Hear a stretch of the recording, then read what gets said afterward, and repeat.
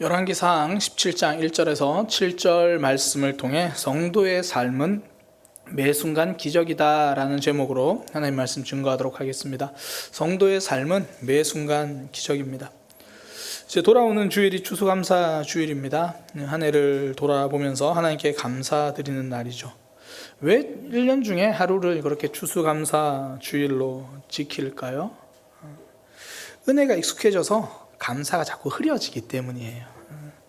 그러니까 추수감사절을 지키면서 한 해 기도 감사 제목들을 진지하게 고민하면서 그때부터 흐려졌던 감사가 내 삶에 짙게 선명하게 다가오게 되는 거죠. 그러니까 추수감사절은 엄밀하게 말해서 감사하는 절기다라는 표현보다는 우리 삶으로 가져오면 감사를 회복하는 절기다, 좀 이런 의미로 좀 생각해 보기 원합니다. 그러니까 감사 회복이 필요하다는 이야기죠. 우리의 삶에서 왜 감사가 회복되어야 할까요? 오늘은 그거 두 가지 좀 이렇게 살펴보려고 합니다. 크게 두 가지거든요. 감사가 회복되어야 되는 이유. 첫 번째는 기억신앙이고요. 두 번째는 기적신앙입니다. 그러니까 감사가 회복되면 하나님을 기억하는 삶이 돼요. 그러니까 기억신앙. 또 하나, 감사가 회복되면 내 삶이 기적이라는 것을 깨닫게 되는 거예요. 그러니까 지루하고 평범한 일상이 사실은 하나님께서 역사하시는 기적의 순간이다라는 것을 발견하게 되는 거거든요. 그러니까 기적신앙이죠. 이 두 가지를 좀 살펴보려고 합니다. 첫 번째는요, 하나님을 기억하는 기억신앙. 두 번째는 기적을 살아가는 기적신앙. 먼저 하나님을 기억하는 삶입니다. 감사를 통해 하나님을 기억하게 되거든요. 그러니까 감사에는 출처를 기억하게 하는 힘이 있는 거예요. 그러니까 예를 들어 생명 주심을 감사한다라고 말하면 생명의 출처는 하나님이시다. 그러니까 하나님이 생명의 출처임을 기억하게 되는 거죠. 감사 시대를 진행하고 있는데요. 그것도 이제 이번 주일까지입니다. 얼마나 많은 분들이 감사하고 있는지 몰라요. 이번 주일까지라는 게. 어떤 분이 감사 시대에 그런 내용을 올리셨더라고요. 집 앞 주유소에서 기름을 넣게 된 것을 감사합니다. 많은 경우 사실 저도 그렇고요. 늘 똑같은 거 쓰기 좀 힘들어서 그런 거 썼을 수도 있어요. 그러나 그 고백을 하는 순간은 평범한 출퇴근길이 하나님이 인도해 주시고 함께 하시는 길이 되는 거죠. 그러니까 하나님을 기억하는 통로가 되는 거예요. 오늘 본문은 이제 북이스라엘 아합 왕 때 이야기입니다. 아합 왕 그러면 크게 두 가지 특징만 생각하시면 돼요. 바알 숭배가 굉장히 심할 때, 그리고 엘리야 선지자가 활약할 때, 크게 특징이 그래요. 아합이 이제 왕이 되자 온 이스라엘이 바알을 섬기기 시작합니다. 이제 너무 많이 들으셔서 아실 텐데, 바알은 구름과 비를 주관하는 신으로 알려져 있거든요. 왜 우리나라도 삼신 할머니 그러면 왜 출산을 책임지는 그런 신이 있잖아요. 다른 나라도 신화를 보면 사냥을 책임지는 신이 있다. 가정을 책임지는 신이 있다. 그리스의 신화에 보면 제우스의 아내 헤라 있잖아요. 헤라는 이 가정을 책임지는 여신으로 그렇게 알려져 있어요. 이게 참 재밌는 게, 제우스가 호구한 날 바람피니까 헤라가 그거 계속 막으려고 하거든요. 그러니까 그거 보면서 헤라는 가정을 지키는 여신이다, 그렇게 불려져요. 그러니까 각자 주관하는 분야가 있다고 생각하는 거죠. 북이스라엘과 아합 왕도 그랬습니다. 그러니까 비를 주관하는 건 바알이다. 그래서 바알을 섬기는 거예요. 그때 하나님께서 엘리야를 통해서 이렇게 말씀하시죠. 이제부터 하나님이 나에게 말씀하시기 전까지는 비가 내리지 않을 거다. 그리고 실제로 3년 동안 비가 내리지 않습니다. 이게 기근으로 고생하라라는 뜻이 아니고요. 비를 내려주시는 분이 하나님이다라는 걸 기억하라는 거예요. 그러니까 비의 출처, 구름의 출처, 농사의 출처, 생명의 근원, 그분이 하나님이다라는 걸 기억하라는 거죠.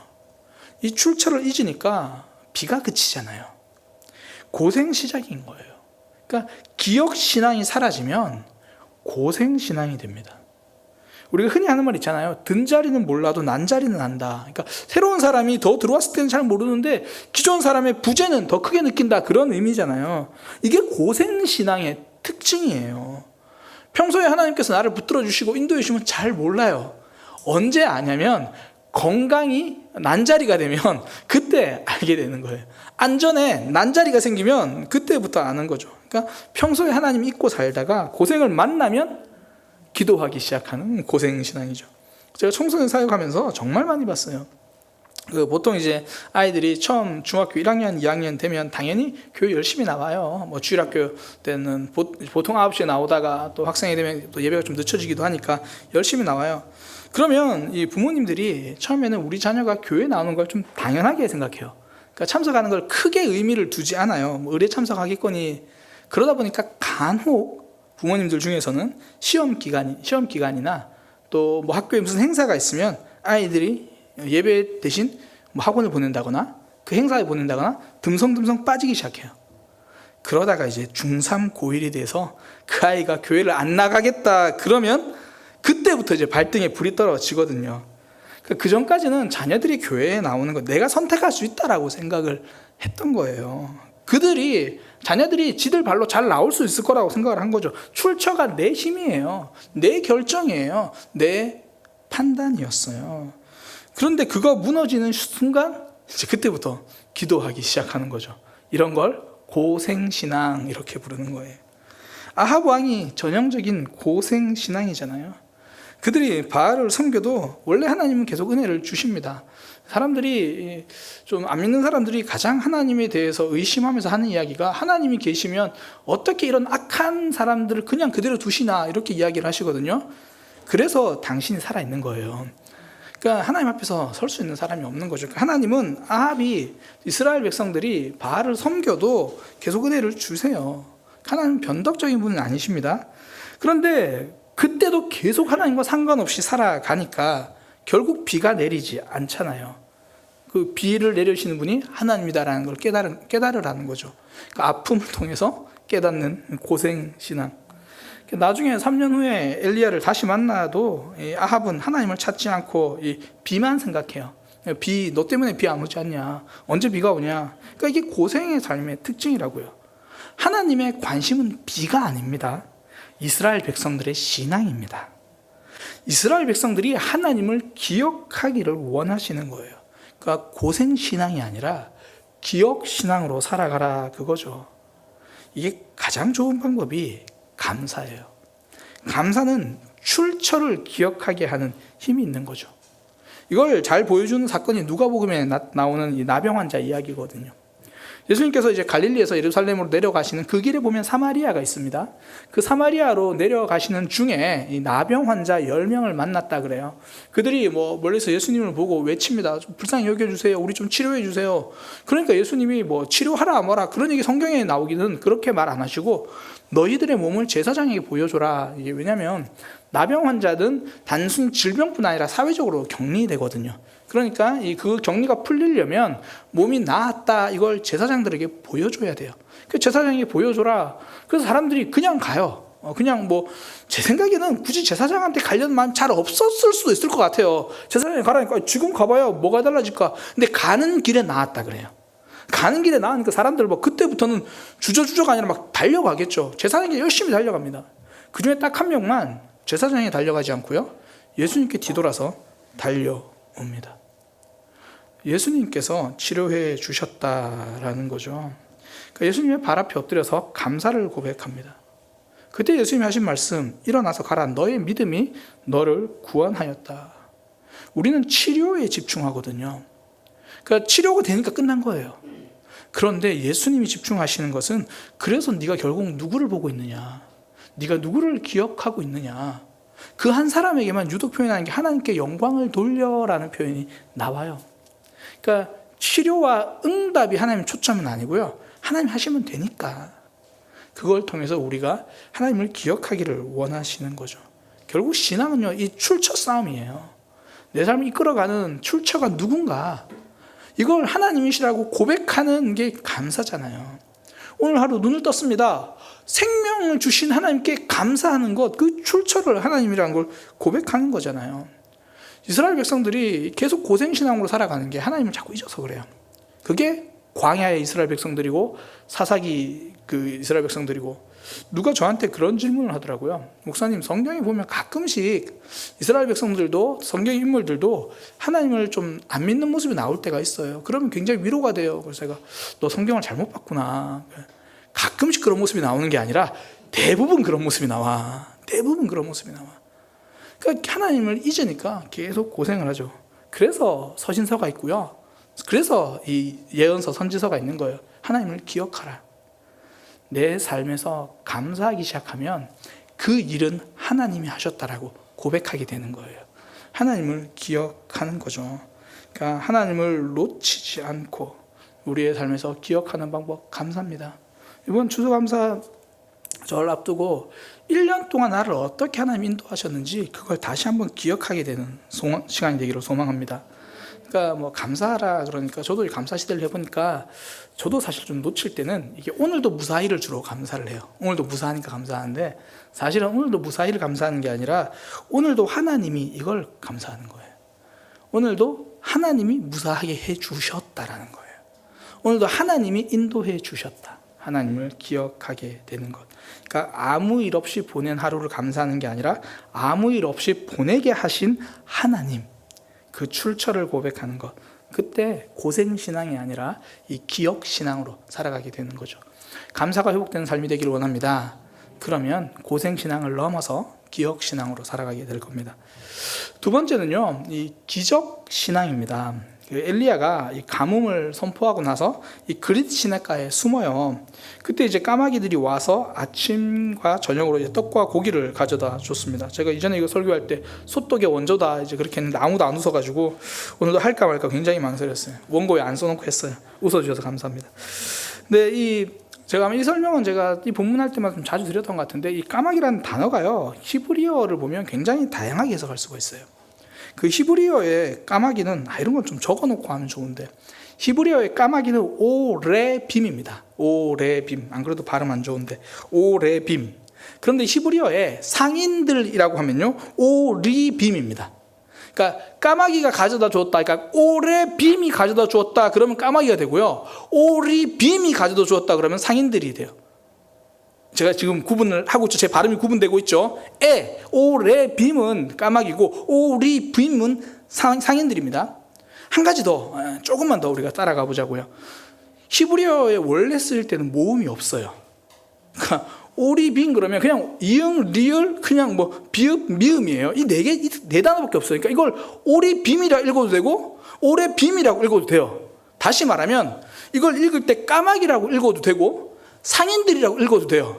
목사님 무슨 얘기 하시는 거예요? 결론부터 이야기하면 까마귀가 아침 저녁으로 떡과 고기를 가지고 왔다고 해도 되고요. 하나님이 상인들을 통해서 지나가던 상인들이 저기 그릿 시냇가에 누가 있네 그러고 아침 저녁으로 떡과 고기를 가져다 주은 거라 말해도 된다라는 거예요. 그런데 이 사람들에게는 은연중에 이 까마귀 집착 증후군이 좀 있어요. 뭐냐면 까마귀가 떡과 고기를 가져다 주었다 그러면 진짜 기적 같고 이 상인들이 떡과 고기를 가져다 줬으면 좀 덜 기적 같고 그러다 보니까 이 까마귀라고 해석하고 싶은 마음이 있는 거예요. 그러니까 상식을 벗어나면 기적 같고 일상에서 일어날 수 있는 일은 좀 기적이 아닌 것 같다는 거죠.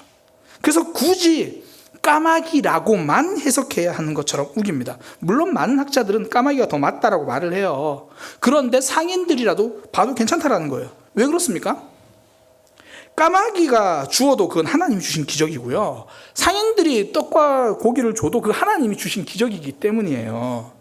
그러니까 까마귀가 물고 와도 그게 까마귀가 준 게 아니잖아요. 까마귀의 입을 통해 하나님이 주신 거예요. 상인들이 가져와도 상인들이 준 게 아니라 상인들의 손을 통해 하나님이 주신 거예요. 제가 예전에 주보에 이를 쓴 거 기억이 나는데 제가 보기에는 까마귀 입을 통해 흘린 고기보다 상인들이 자기 소유를 나눠준 게 더 큰 기적 같아요. 상인들이 얼마나 계산적이에요. 근데 아침 저녁으로 줬다는 게 얼마나 기적이에요. 근데 자꾸 우리는 이 까마귀 집착 증후군이 있다는 거죠. 뭔가 기적 같은 일, 그러니까 뭔가 일상적이지 않아야만 기적이다라고 생각을 하는 거죠. 제가 여러 번 아마 말씀드렸던 기억이 좀 있는데요. 부산 교회에 있을 때 한 이제 청년이 일본에 이제 유학을 갔어요. 그 친구가 일본에서 공부할 때 그때 이야기입니다. 일본에서 공부를 하는데 학비도 뭐 그렇고 힘들고 어려운 상황들이 많았어요. 근데 그때마다 정말 기적같이 돈이 생기는 거예요. 그러니까 누가 보내주기도 하고 생각지도 않고 기대하지도 않았는데 장학금이 덜컥 이렇게 뭐 선정되기도 하고, 그러니까 하나님의 도우심이고 기적이죠. 사실 이런 것 우리 삶 속에서 보면 많거든요. 제가 얼마 전에 멕시코 선교사님 그 주일날에 설교 이야기를 한번 했었는데, 그 멕시코 선교사님도 보면 그런 이야기 많더라고요. 어떤 분이 대뜸 와서 그 선교사님 치료비가 얼마예요? 그래서 제가 다 계산하겠습니다. 그러지 마시라고, 누워 계셔서 거절을 못하니까. 그리고 계산을 다 했대요. 계산을 다 하고 그 다음날 또 와가지고 생각보다 치료비가 너무 적게 나왔다고, 이후에 또 쓰시라고 돈을 주고 갔대요. 그 다음에 나중에 와서 고백하는 게, 사실 그때 돈이 하나도 없었대요. 그래서 이 크레딧, 그러니까 카드로 긁은 거고, 나중에 돈을 좀 구해가지고 하나님이 주신 마음대로 딱 했는데, 그리고 나서 그 다음날 바로 딱 그 돈을 누가 줬대요. 우리 이런 얘기하면 나도 좀 그런 일이 있었으면 좋겠다 막 그렇게 생각을 하잖아요. 그런데 그 청년이 이야기를 하는 게, 자기는 그렇게 경험을 했다는 거예요. 딱 맞게 하나님 주신 거. 그런데 그 친구가 유학 중에 만난 다른 청년이 있는데, 그 다른 청년은 신앙 크리스찬입니다. 믿음도 좀 좋은 것 같아요. 근데 학자금을 벌기 위해서 늘 아르바이트를 했다는 거예요. 때로는 남들보다 2배 더 열심히 살아야 했어요. 근데 그 친구가, 그러니까 열심히 일했던 친구가 부산교회 그 청년에게 고백하는 게 그거예요. 하나님이 생각지도 못한 장학금을 주신 것도 기적이지만, 내가 계속 일할 수 있는 건강을 주신 것도 그건 기적이다. 일자리가 끊어지지 않은 것도 그것 기적이다.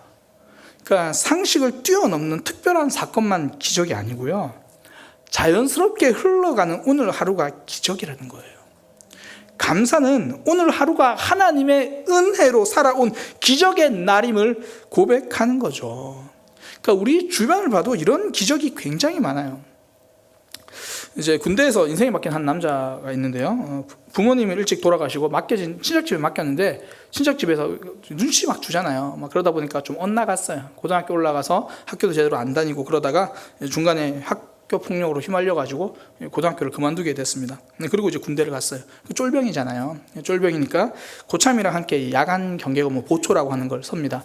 보통 이런 레파토리가 있어요. 딱 그러면 물어요. 야, 너 뭐 하고 왔냐? 너 뭐 했냐? 그러면 보통 2시간 경계 근무 서니까 심심하거든요. 그럼 대부분 물어요. 쫄병에게 너 어떻게 사냐? 그러면 그 친구가 이제 처음에는 고참이 질문하니까 왜 낯선 사람한테 오히려 자기 얘기 잘할 수 있는 거 알죠? 그러니까 주섬 자기 이야기를 시작한 거예요. 하다 보니까 지금까지 살아온 이야기를 쭉 하다 보고 막 서러워져가지고 막 이제 울기 시작하는 거예요. 그때부터 이제 그 고참이 챙겨주기 시작합니다. 가능하면 휴가 날짜도 비슷하게 맞춰가지고 휴가 기간 내내, 그러니까 그 고참의 집에서 함께 지낸 거예요. 그 고참의 부모님도 사연을 들었는지 이제 아들처럼 굉장히 대준 겁니다. 그리고 그 고참의 부모님이 이 학원을 하거든요. 기숙형 학원 하는데, 물었어요. 고참 부모님이 너 공부하고 싶냐? 공부하고 싶습니다. 그럼 내가 도와줄게. 그래가지고 그 군대에 있는 동안 고참이 공부를 봐줘가지고 검정고시 통과하고요, 제대하고 나서 이 기숙형 학원을 끊어준 거예요. 2년 동안. 그래가지고 인서울에 2년만 기숙한 공부해서 인서울이 되는군요. 인서울에 성공한 그런 스토리입니다. 그러니까 그 고참 이런 케이스 보면 우리가 주변에도 과연 이런 게 흔할까 생각이 들잖아요. 군대 갔다 오신 분들 이게 흔한가요? 근데 이게 이런 케이스가 별로 없다고 생각하는데요, 굉장히 이런 케이스가 많아요. 단지 고참 부모님이 도와주시는 게 아니라 우리 부모님이 도와주시는 거죠. 그러니까 대부분의 자녀들은 이 남자보다 더 많은 혜택을 우리 부모님을 통해서 이미 누리고 살아간다라는 거예요. 그러니까 극적으로 고참 부모님을 만나면 기적이지만, 그저께도 우리 부모님을 만난 것도 기적이라는 거예요. 부모님이 기적입니다. 우리 자녀들이 기적이에요. 갑자기 취업하는 것도 기적이지만, 오늘도 그만두지 않고 직장을 다닌 거, 그거 기적이에요. 9.11 테러 맞잖아요. 이제 그 기적이 끝나간 청년이 있어서 아마 웃은 것 같은데, 9.11 테러를 기억하시는 분들이 있을 거예요. 그 2001년 9월 11일. 요즘 이런 거 이야기할 때 제가 좀 가능하면 날짜를 다 이야기하려고 하는 게, 우리는 9.11 테러하면 다 알잖아요. 어떤 아이들은 그때 태어난 아이들도 있거든요. 그래서 9.11 테러 때 비행기가 이 110층 건물에 부딪혀가지고 불싹 무너졌잖아요.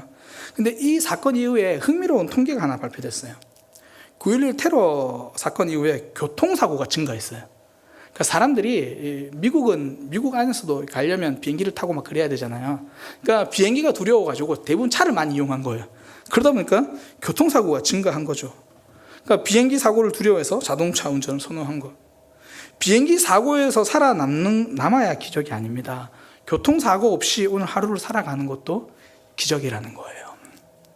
그러니까 신앙이 일상에서 자꾸 힘을 잃어가는 이유가 이 까마귀 집착 증후군 때문입니다. 평범한 삶을 하나님이 개입이 없는 삶이라고 자꾸 착각을 하는 거예요.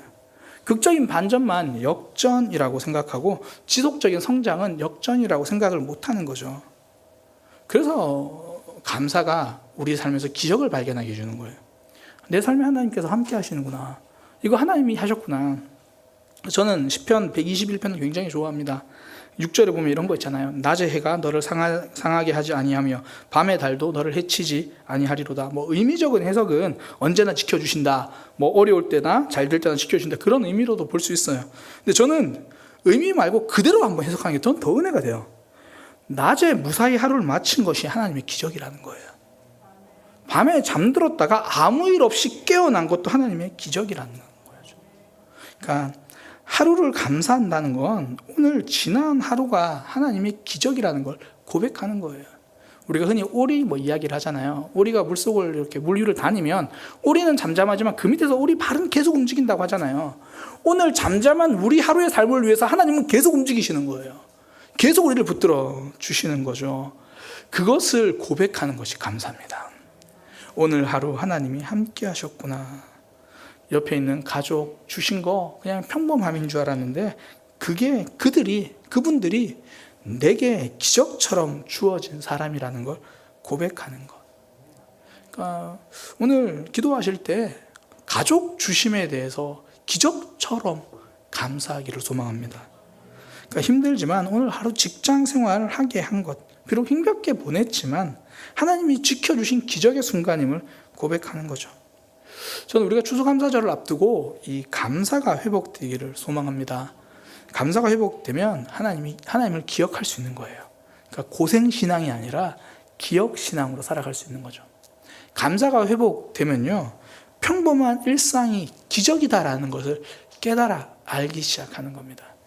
우리의 평범한 일상, 특별한 일이 있어서 감사하는 게 아니라 아무 일도 없었음이 기적임을, 오늘 이 자리에 앉아 있는 것이 기적임을 고백하며 살아가는 믿음의 삶이 되기를 소망합니다. 기도하겠습니다. 하나님, 성도의 삶은 매 순간이 기적입니다. 그 기적을 깨달아 알 수 있게 감사로 하나님이 하셨음을 고백하는 삶이 되게 하여 주옵소서. 특별한 일이 있어도 아무 일이 없어도 하나님이 쉬지 않고 일하시기 때문입니다. 그 하나님을 발견하고 고백하며 감사를 표현하는 우리의 삶이 되게 하여 주옵소서. 우리 부모님이, 우리 자녀들이 하나님이 주신 기적의 사람임을 놓치지 않게 하여 주옵소서. 예수님의 이름으로 기도드립니다. 아멘. 우리 잠시 옆 사람 보고 인사할까요? 다른 부모님이 기적이 아니라 우리 부모님이 기적입니다. 다른 부모님이 기적이 아니라 우리 부모님이 기적입니다. 그러니까 남의 부모님이 그렇게 안 해, 우리 부모님은 다 해주잖아요. 그러니까 또 조금, 그러니까 우리 자녀들은 기절이 아니라 기적입니다. 고백하기 바랍니다. 우리 자녀들은 기절이 아니라 기적입니다. 하나님이 우리에게 주신 기적이에요. 우리가 가족을 하나님 주신 선물이라고 기억하며 살아가기를 소망합니다.